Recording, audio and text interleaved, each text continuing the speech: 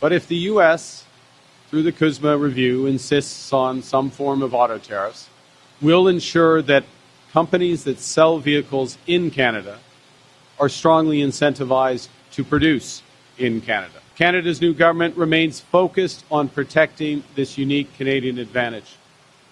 Our objective is to remove all tariffs in the auto sector to build the strongest North American auto sector. Prime Minister Mark Carney has just issued the clearest warning yet to President Donald Trump. If the United States insists on weaponizing auto tariffs, Canada will not only defend itself, it will rebuild North America's auto future without America. Carney's new auto industry plan is more than a policy announcement.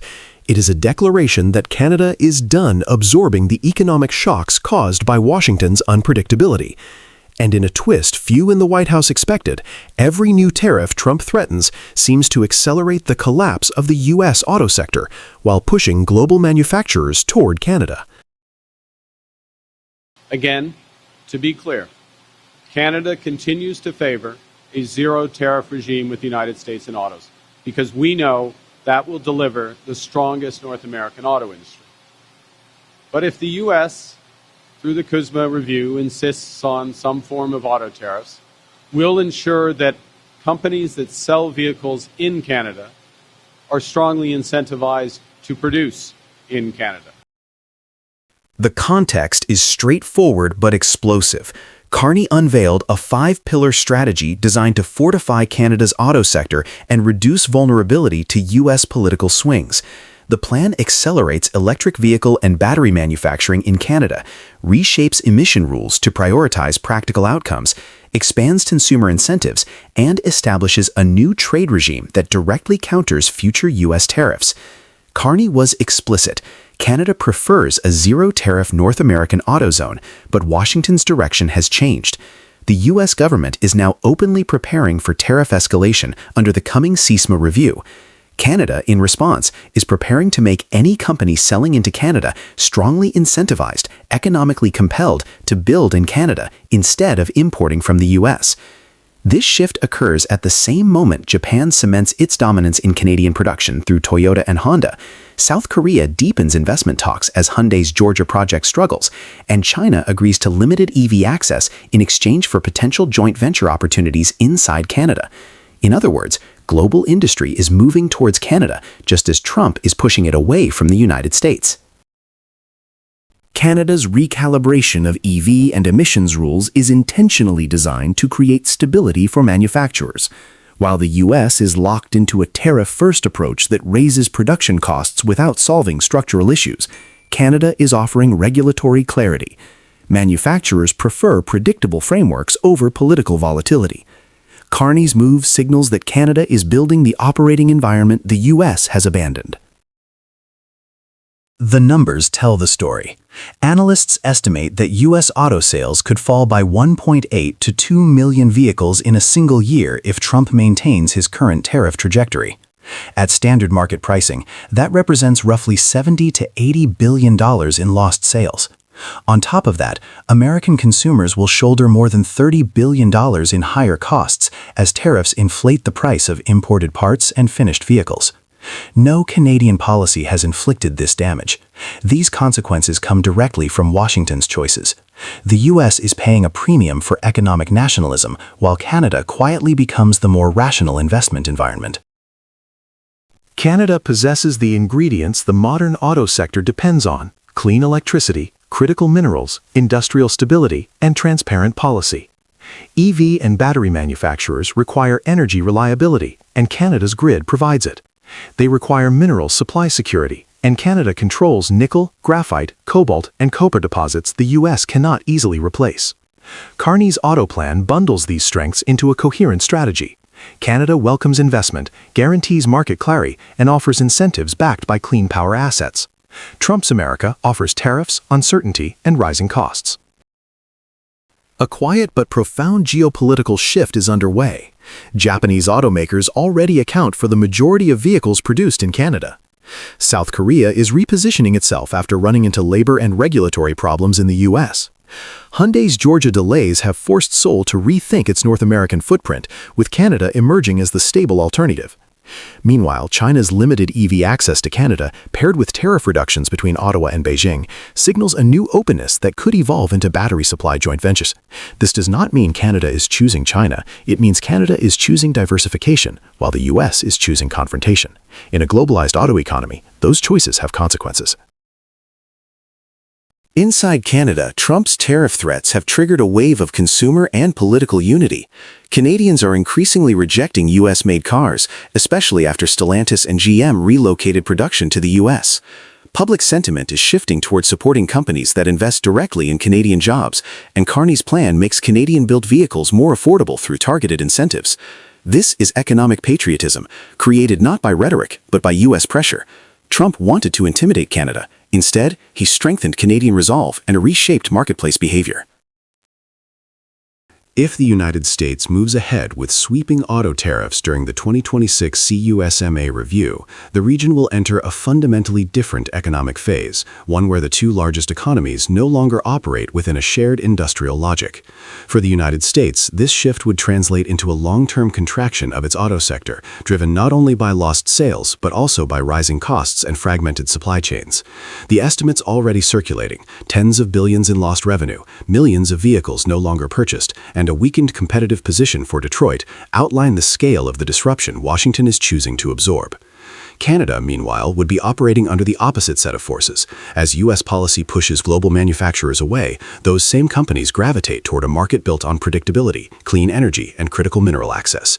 Each new investment from Japan, South Korea, or Europe would deepen an industrial realignment that no tariff wall can reverse.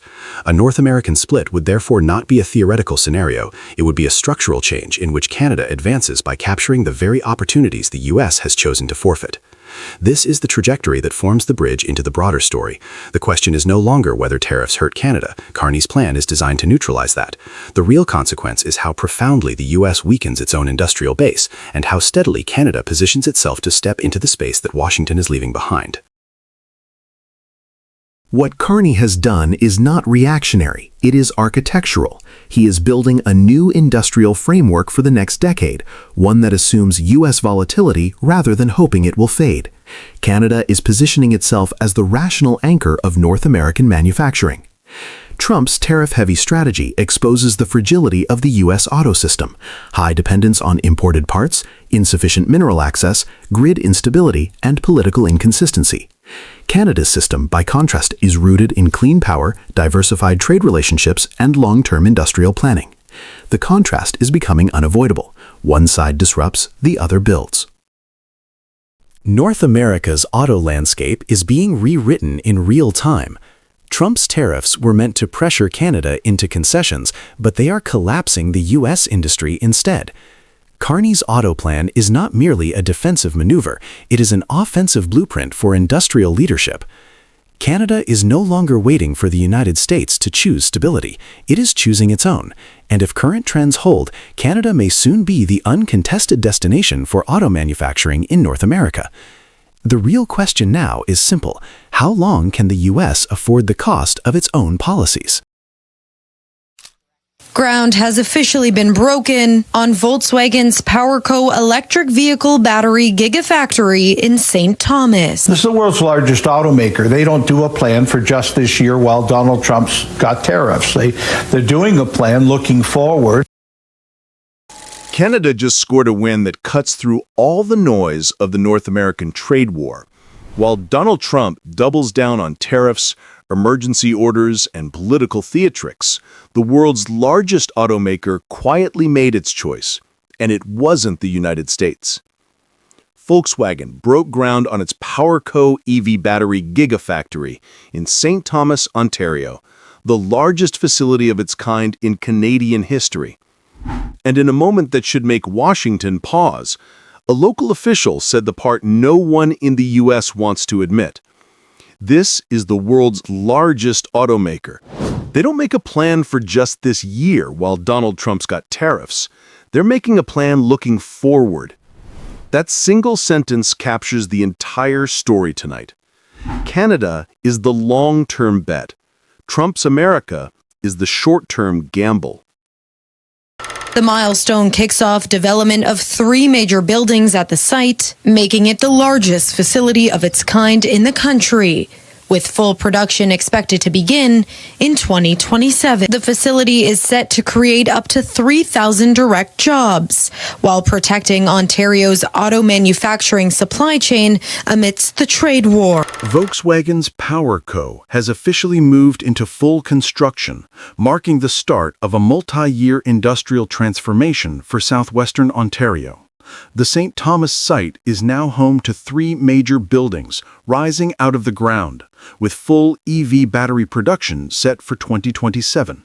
The project promises around 3,000 direct jobs and thousands more across suppliers and the regional economy. For a community long tied to the ups and downs of the auto sector, this investment feels like a turning point, not just for employment, but for identity. Mayor Joe Preston described the factory as generational change that would allow families to stay, work, buy homes, and build a vibrant future without being forced to leave in search of opportunity. Yet the celebration comes with a message aimed well beyond Ontario. Volkswagen chose Canada at a moment when the United States is entering its most unpredictable trade cycle in years. Trump's new tariff regime has introduced a level of uncertainty that multinational companies simply cannot build billion-dollar strategies around. In contrast, Canada is executing a long-term industrial plan with clarity, consistency, and political alignment. And the timing is crucial. As global automakers race to secure stable access to batteries and minerals, any country offering predictability becomes a magnet for investment. Canada stepped into that role decisively. The groundwork now being poured in St. Thomas signals not only the rise of a factory, but the emergence of a national manufacturing strategy finally aligned with global demand. Companies do not fear high taxes or strict regulations as much as they fear unpredictability, and that unpredictability now defines U.S. trade policy under Donald Trump. His administration has imposed sweeping tariffs under IEEPA and Section 232, triggering retaliatory threats, court challenges, and mounting frustration from manufacturers. Reuters and Bloomberg both describe Trump's tariff landscape as one of the biggest business risks in North America today. Volkswagen saw all of this and walked the other way. It did not want a political gamble. It wanted a predictable, rules-based environment, and it found that in Canada. Under Prime Minister Mark Carney, Canada is presenting itself as a country that plans for decades, not for election cycles. Ottawa is building full EV supply chains from minerals to manufacturing, offering long-term investment credits, securing international partnerships, and pushing to double non-U.S. exports within 10 years. Volkswagen doesn't choose sites based on short-term headlines. It chooses based on energy stability, predictable climate policy, critical mineral access, and workforce reliability. Canada met every requirement. The United States, under Trump's tariff-driven strategy, did not. The calculation was simple. Canada is the safer investment, Canada is the smarter investment, and Canada is the forward-looking investment. Trump's goal was to force manufacturing back onto U.S. soil, but the outcome has been the opposite. By destabilizing cross-border supply chains and raising import costs unpredictably, Trump made the U.S. a riskier place to build long-term industrial projects. Volkswagen responded exactly how a global automaker would. It chose the country with stability, critical minerals, clean electricity, and a government capable of delivering consistent industrial policy. Even the messaging from Ontario officials reinforced this reality. Volkswagen is planning beyond Trump, meaning the company sees the U.S. as too erratic to anchor a generational project. Canada, meanwhile, offers continuity regardless of political turbulence. This is why analysts describe Canada's EV build-out as one of the most strategically coherent industrial pivots in the Western Hemisphere. While the United States spends political energy on tariff battles, Canada is quietly constructing a continent-wide supply chain, stretching from mining towns to battery campuses to export-ready auto plants. The Volkswagen deal is not an outlier. It is a preview of where the industry is moving next. This decision also fits into a broader shift across the world. The U.S. is facing a surge of corporate lawsuits over Trump's emergency tariffs. Mexico has warned of reassessing its own manufacturing strategy. Europe is preparing retaliatory measures if U.S. tariff escalations continue. China's rare earth leverage remains a looming pressure point despite the temporary truce negotiated at APEC 2025. Canada, however, is moving in the opposite direction, building stability, broadening trade ties in Asia, and offering companies like Volkswagen a future insulated from Washington's political storms. The St. Thomas gigafactory is not an isolated win. It is the industrial expression of a country repositioning itself for a more multipolar economic world. For Canada, this project is a declaration of industrial confidence. It signals that the country can win global-scale factories, build complete EV ecosystems, and compete directly with the United States. It strengthens local economies, secures high-quality employment, and anchors Canada firmly in the clean technology manufacturing race. More importantly, it proves something Canadians often forget. When the world looks for reliability, it looks north. For the U.S., the implications are significant. Tariff chaos does not attract investment. Consistency does. Volkswagen's choice demonstrates that Trump's protectionist strategy is not reshoring industry, it is pushing it away. The U.S. had every structural advantage: larger markets, larger workforces, aggressive incentive programs, and political pressure on automakers to stay domestic. Yet when Volkswagen had to place a once-in-a-generation investment, it chose Canada. It should not be a mystery why. Companies can manage competition, they cannot manage chaos. The groundbreaking in St. Thomas is more than a milestone for Canada's EV future. It is a moment of clarity for North America. Volkswagen made its choice, and in doing so, revealed the deeper truth shaping global industry. The future belongs to the country that can think beyond the next press conference. Canada is offering stability, clean energy, long-term planning, and a government aligned behind a coherent industrial strategy. Trump's America is offering unpredictability, tariff shockwaves, and policies that shift faster than companies can build factories. Volkswagen saw the difference. The world sees it too. And if more companies follow the same logic, Canada will not just keep pace, it will lead. We will need to do more. We will do it deliberately. We will do it in a way that gets effective value for money. The Canadian government is also spending $253 million to upgrade power plants, accelerate housing, and to help complete the first phase of a hydroelectricity facility in Nunavut. So far, we know 5 of the new ones. 3 are critical mineral mines. The other 2 projects are Indigenous-led. A hydro project in Iqaluit intended to reduce the city's reliance on diesel fuel, and the Silissum liquefied natural gas project in British Columbia. Canada is quietly reshaping the Arctic, and this time it's not about soldiers or sovereignty speeches. It's about power, real power. Prime Minister Mark Carney's latest budget earmarks federal funding to launch the Iqaluit Hydro Project, a clean energy breakthrough in Nunavut that could finally replace the North's diesel dependence with 100% renewable electricity.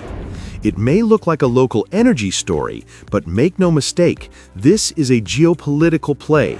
Because while Donald Trump obsesses over tariffs and walls, Canada is literally wiring the Arctic for the next century.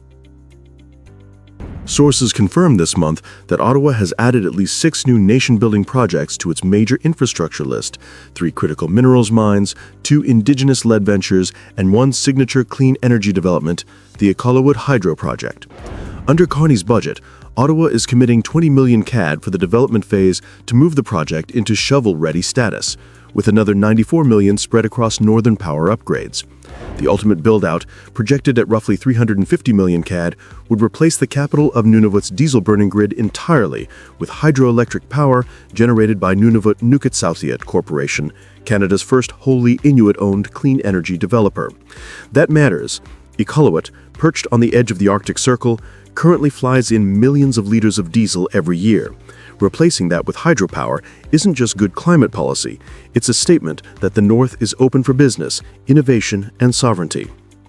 Carney's timing isn't accidental. It comes as Canada pushes to diversify away from the United States' volatile trade policies and to invest billions in critical minerals, renewables, and infrastructure that tie remote regions directly to the national economy.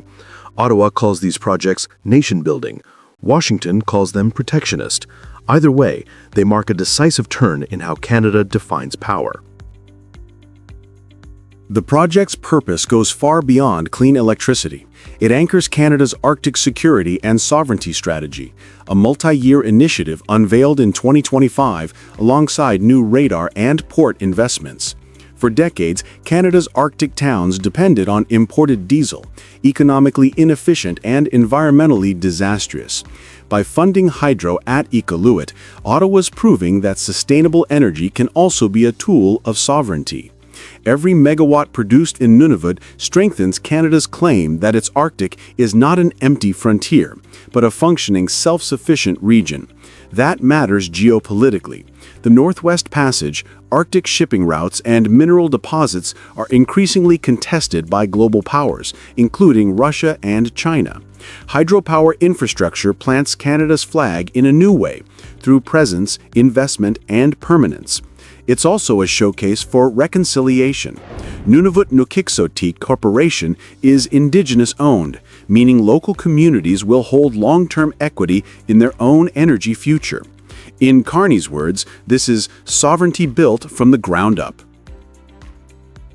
Canada's Arctic is sitting atop an estimated 13% of the world's undiscovered oil, 30% of undiscovered gas, and immense critical mineral reserves.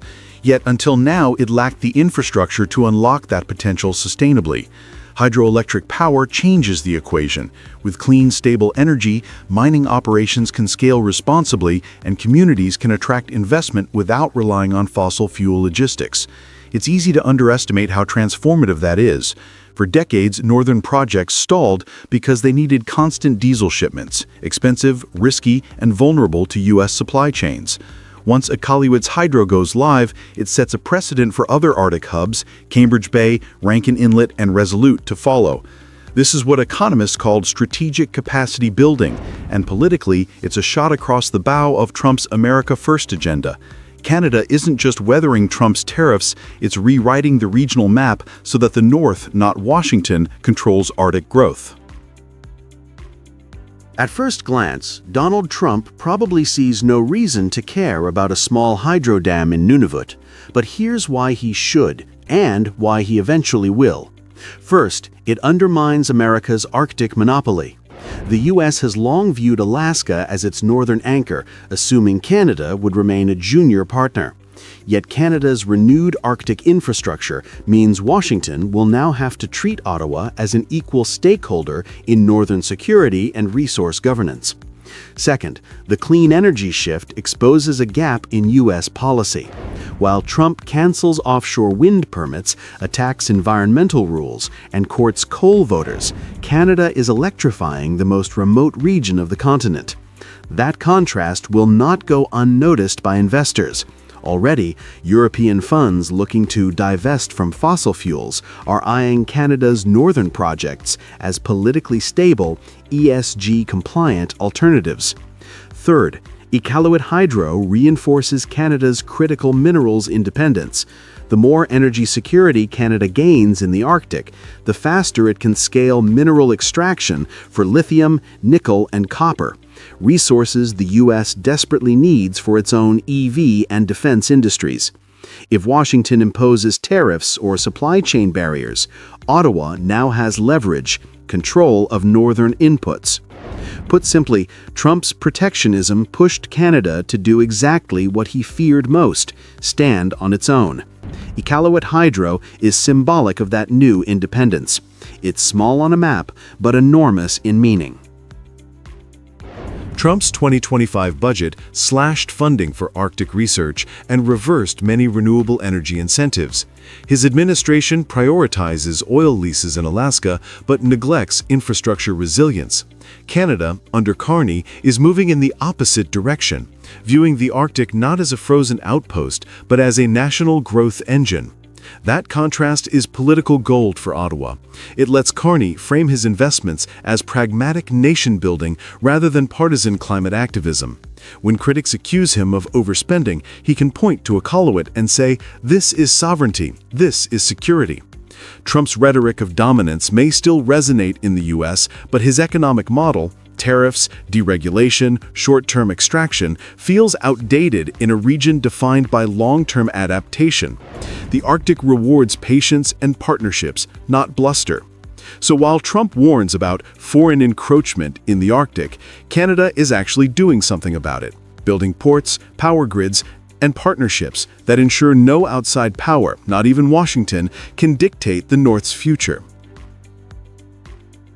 The Iqaluit Hydro Project is more than a renewable energy facility. It's the foundation of a northern strategy that merges environment, economy, and sovereignty into one coherent vision.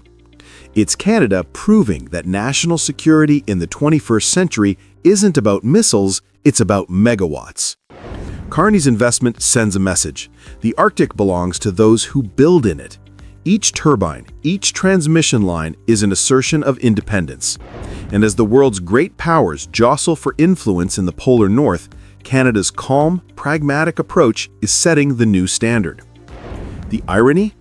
Trump's obsession with tariffs may have inadvertently triggered Canada's greatest era of self-reliance since Confederation. As America fights trade wars, Canada is building power plants. The next time Washington lectures Ottawa about doing its part, Carney can point north and say, "We already are." If clean energy becomes the new measure of sovereignty, who really owns the Arctic future? The country building hydro dams or the ones still fighting over tariffs? We will fight for the auto workers. For us, it's extremely important that GM abides by its commitment, and a lot of Canadian taxpayers' money was involved. Now, it's time for you to be there for Canadians. And that's why we will make sure that we work with the Detroit Three, so GM, Stellantis, and Ford. Industry Minister Melanie Joly isn't offering polite diplomacy anymore. She's fighting to restart production at GM's Kami plant in Ingersoll, Ontario, and warning Detroit's auto giants that Canada will not be their dumping ground. In her national interview this week, Joly reaffirmed Ottawa's late October decision to cut tariff-free import quotas for GM and Stellantis, tying trade privileges directly to how much they build inside Canada. It's a bold move that comes just months after Donald Trump's 25% auto tariffs upended North America's car industry. And for once, Canada isn't reacting, it's striking first. In late October, the Department of Finance Canada slashed GM's tariff-free quota by roughly a quarter and Stellantis by nearly half after both firms scaled down production north of the border. The decision came just before Prime Minister Mark Carney unveiled his first budget in early November, centered on a new Buy Canadian framework. The budget commits $186 million to prioritize Canadian suppliers and sets up a strategic response fund for sectors hit hardest by Trump's tariffs: steel, aluminum, and autos. The message, build here or pay more. GM's troubles began weeks earlier when it ended production of the Bright Drop electric van at Kami, citing weak EV demand. More than 1,400 workers lost their jobs and a billion-dollar project collapsed.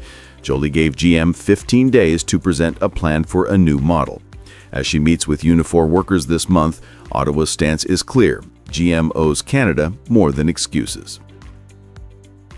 For decades, Canada's auto industry operated as a quiet extension of Detroit's industrial heartland. That arrangement worked when trade was predictable. But Trump's return to the White House in 2025 and his so-called Liberation Day tariffs ranging from 10 to 100% tore that system apart. Carney's government is finished playing defense. The Buy Canadian initiative mirrors Washington's own tactics, turning economic pressure into leverage. If the United States uses tariffs to protect its factories, Canada will use its market to protect its workers. By connecting tariff-free privileges directly to local production, Ottawa has rewritten the rules of engagement. It's not anti-American, it's pro-Canadian. And this new posture arrives just as Trump's policies begin to backfire at home. According to Reuters, U.S. auto sales are projected to fall by nearly 1.8 million vehicles this year because of tariffs, with prices on popular SUVs and trucks climbing as much as 25%. The promise to bring jobs back is dissolving under the weight of higher costs and collapsing demand. GM believed shuttering the Bright Drop line would be a quiet adjustment, a corporate efficiency move during a slowdown in EV sales. Instead, it detonated a political storm. The company's retreat from Ingersoll not only eliminated hundreds of skilled jobs, but also severed GM from a growing clean tech manufacturing ecosystem that Canada is determined to lead. Now, GM faces higher import duties on vehicles it sends north, restricted access to government contracts, and a major public relations problem in a country that once saved it from bankruptcy. During the 2008-2009 crisis, Canadian taxpayers poured billions into keeping GM alive. Joly reminded executives of that history and made it clear, this time Canada expects loyalty in return. What GM didn't foresee is that the fallout is crossing back over the border. The Kami plant once supplied components for U.S. EV fleets. With that pipeline closed and Canada retaliating on import quotas, GM's logistics network is under strain. Dealers in Michigan and Ohio report delivery delays stretching into weeks. Component shortages are driving up costs and leaving empty spots on showroom floors. In trying to save money, GM has managed to lose efficiency, credibility, and supply stability. And the very country whose tariffs started this trade war, the United States, is now paying for it through higher prices and slower production. Carney's first budget is more than a fiscal document. It's a declaration of economic independence. It links industrial policy and national security into one vision. Canada will no longer be a branch plant economy. Factories like Kami symbolize that mission, connecting clean energy, minerals, and manufacturing into a single supply chain. The new Strategic Response Fund is helping steelmakers in Sault Ste. Marie and Hamilton retool for EV production. If GM and Stellantis want to stay competitive, they'll need to invest alongside those Canadian partners or risk being replaced as Ottawa cultivates new investors from Asia and Europe. When Trump announced his sweeping auto tariffs in April, he boasted that it would bring industrial glory back to America. 7 months later, the data tell a different story. Supply chain disruptions are cutting North American output by roughly 20,000 cars a day, nearly a third of regional capacity. Ford and GM stocks are both down sharply since summer. Manufacturing job growth, once a campaign talking point, has now stalled for 3 straight months. By turning trade into a weapon, Trump has handed Canada a strategic opening. Ottawa's new industrial plan isn't reactionary, it's a counter-strategy. Canada is transforming crisis into leverage, using the shock of American protectionism to accelerate its own self-reliance. The combination of Trump's tariffs and GM's withdrawal from Canada is feeding a feedback loop of failure. Without Canadian production, GM must import more components from Asia, exactly the supply chain Trump wanted to punish, which means even higher costs once tariffs apply. Those costs spill directly onto American consumers, who are now paying thousands more for mid-size EVs and delivery vans once assembled in Ontario. U.S. dealerships complain of shrinking inventories and unpredictable shipments. The broader North American supply web, once finely balanced, is now tangled in bureaucracy and border costs. Meanwhile, Canada is deepening partnerships with South Korea, Japan, and the EU, redirecting investment that once flowed through Detroit. In trying to isolate competitors, Trump has effectively isolated his own producers. The fight over GM's CAM plant is more than a factory dispute. It marks the moment Canada stopped accepting the role of junior partner in North American trade. By cutting GM's and Stellantis' tariff-free privileges, the Carney government has shown that economic sovereignty can be exercised with precision, not bluster. For GM, the consequences are immediate. Either reinvest in Canada and restore trust with the workers who built its brand, or watch market share slip away to rivals eager to claim the space. For Trump, the lesson is harsh. His tariff war, launched in the name of American strength, is eroding the very industrial base he promised to rebuild. Canada's resurgence was sparked by Washington's aggression, but its future no longer depends on Washington's permission. Jolie's campaign to revive CAMI, backed by Carney's long-term industrial vision, signals a new chapter. Canada won't just endure Trump's tariffs. It will emerge from them stronger, more independent, and ready to rewrite the North American auto game.